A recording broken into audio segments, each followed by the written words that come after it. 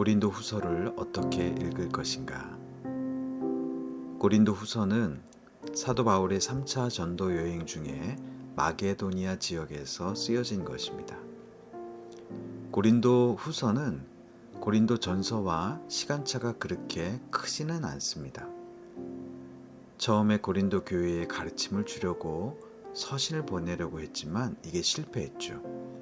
그래서 방문하려고 계획했습니다. 그런데 방문도 성사가 되지 않은 거예요.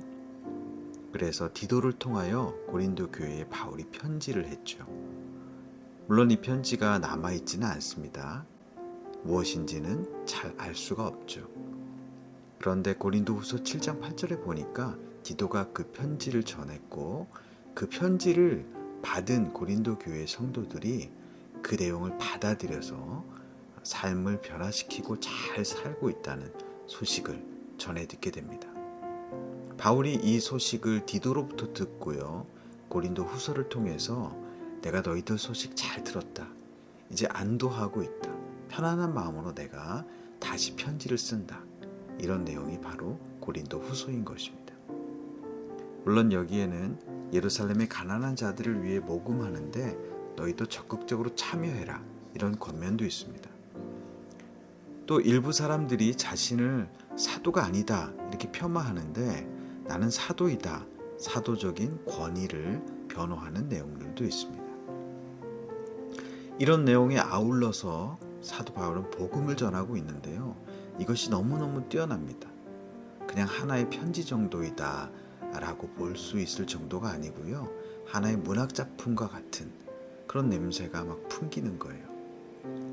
바울이 진솔하게 이 편지를 썼는데 문학적으로는 아주 탁월한 그런 서신서인 것이죠. 바울은 진솔하게 분란을 일으키는 사람들을 꾸짖습니다. 또 그 주동자들을 혼내기도 합니다.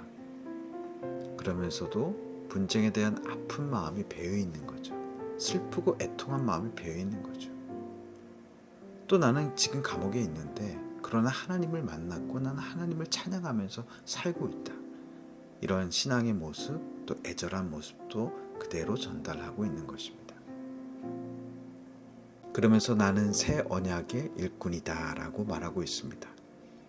고린도 교회의 문제를 해결하기 위해서는 구약이 말하는 새 언약이 무엇인지 편지를 받는 사람들이 제대로 알고 그것을 제대로 적용하기를 원했던 것이에요. 이 고린도 교회의 문제점은 새 언약으로만 다루어질 수 있다. 이렇게 바울은 인식한 것이죠. 옛 언약처럼 문서에다가 율법을 적는 것이 아니라 신비, 마음의 비석에 하나님의 말씀을 새기는 거예요. 그렇게 말씀을 새기고 살다 보니까 말씀대로 살고 그 삶이 그리스도의 향기가 되는 것이죠. 그래서 바울은 옛 언약처럼 보이는 것들에 주목하지 말고 보이지 않는 새 언약과 같은 것에 주목하라고 말하고 있습니다. 보이는 것은 잠깐이요, 보이지 않는 것은 영원하다. 이런 말도 하는 것이죠. 그런데 12장, 13장에 보면 종교 지도자들이 바울이 전한 이 복음과는 정면으로 대치하는 것을 막 가르치는 거예요. 여기에 함몰된 사람들도 많은 거예요. 보이는 것을 따라가는 것이죠. 율법이 보이지 않습니까? 그것을 따라가는 거예요. 그것을 지키라고 하고 그걸 지켜야만 된다라고 생각하는 사람들이 또 그것을 따르고 그러니까 말씀과 복음을 입으로만 말할 뿐이지 실제로는 그 보이는 것을 따라가며 교회의 전통성, 사도의 권위, 교단, 학벌, 파벌 이런 것을 막 따라가는 거예요. 그러니까 진리의 말씀을 막 외치긴 하는데 진리의 말씀대로 살지는 않는 것이죠. 사도 바울은 율법주의자가 아니라 율법대로 살아가는 새 일꾼이 되어야 된다라고 강조하고 있습니다. 우리가 이 고린도 후서를 읽으면서 모두가 진리의 말씀을 따라 사는 새 언약의 일꾼들이 되시기를 주님의 이름으로 축복합니다.